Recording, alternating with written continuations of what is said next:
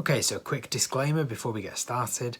I am by no means an expert in any of the things that you're about to watch me do. I am just a hobbyist, trying things out, experimenting and seeing what works. I do not recommend any of the techniques that you see me use in these videos, and if you do choose to copy them, do so at your own risk. So with that said, enjoy the video. Hi guys, it's Will, and I've got a GameCube here which I am going to refurbish. As you can see, it's in pretty dreadful condition. The front panel shows the most obvious signs of discolouring. That is the colour it's supposed to be, but it's gone yellow over time. It has got a couple of dings, unfortunately. Parts where the plastic there's another one here somewhere.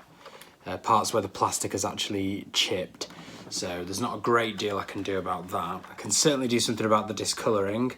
So again, this lid, if I open the GameCube, you'll see inside that's the shade of purple that it's supposed to be, but it's all gone this dark, kind of faded, dark purple colour, which that will only get worse and worse over time.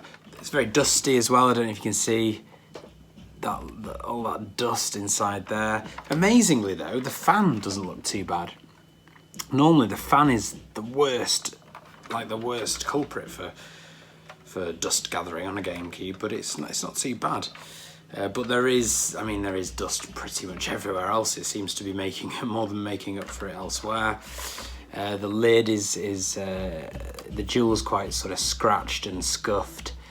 And there's a few little scuff marks as well on the unit generally.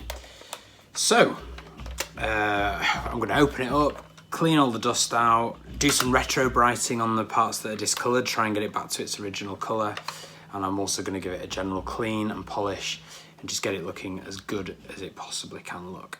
Okay, so the first thing to do is take it apart. No, not quite, hang on. There we go, that's better. Okay, so now I've got access to all the separate bits of plastic. We've taken all the internal components out and put them to one side. So now I can start giving everything a clean. Okay, so now that I've taken it apart, I can really show you just how filthy this thing is. Dust and fluff all gathered. I mean, this is, to be fair, that's normal for the inside of a GameCube, really. But I mean, look at that. The faceplate has got all marks and horrible stuff on it. Like any GameCube of its age, that hasn't really been cleaned or refurbed to any extent previously. It's in pretty bad shape.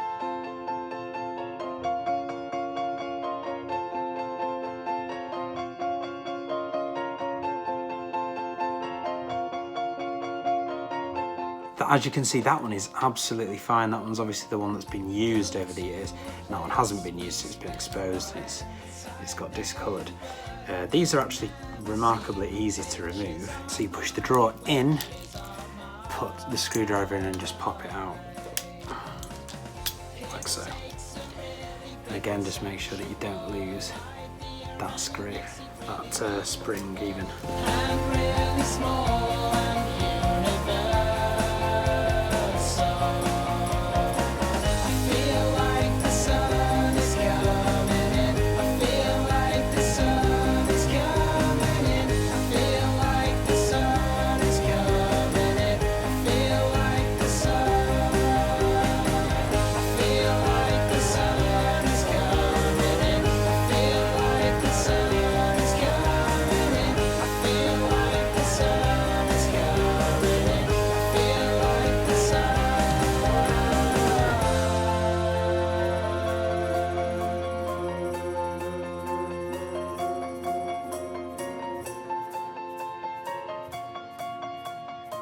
Right, I've been looking forward to this.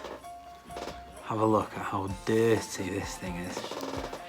Bit of dirt there, something sticky there, bit of dirt up there. Disgusting. Not for long.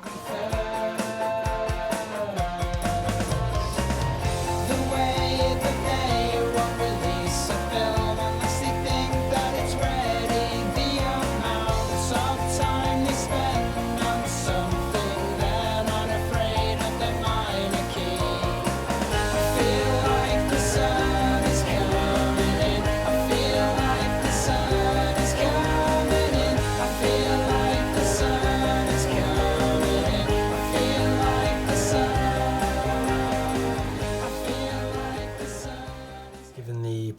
parts rinse off under the shower. I'm just going to leave them here on the windowsill on this blue roll just to dry off. And what I do as well is just make sure that anywhere where there's stickers, just do give that a dab with some tissue, just to make sure that there's no moisture there that might damage the sticker or dissolve the glue. So yeah, just gonna leave this to just dry off by itself and then come back to it in a bit. Okay, so I thought it'd be a good idea, just while we're waiting for the plastic parts to dry out, to sort out the lid. Now I'm gonna try and get this on camera as best I can, but you can see it is just covered in muck and it's not actually too badly scratched up. The scratches and the scratches that are on it are not that deep at all, so they'll probably come out with just a simple buff, but it is covered in grime. So just take some cotton wool and IPA, just give it a wipe.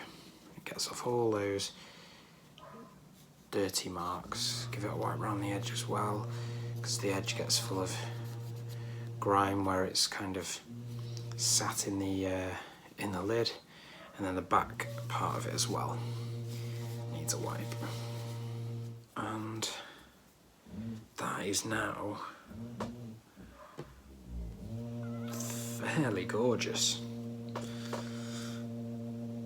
So okay, so I'm going to do this video in two parts. So obviously this has been part one, just taking it apart and cleaning all the internals.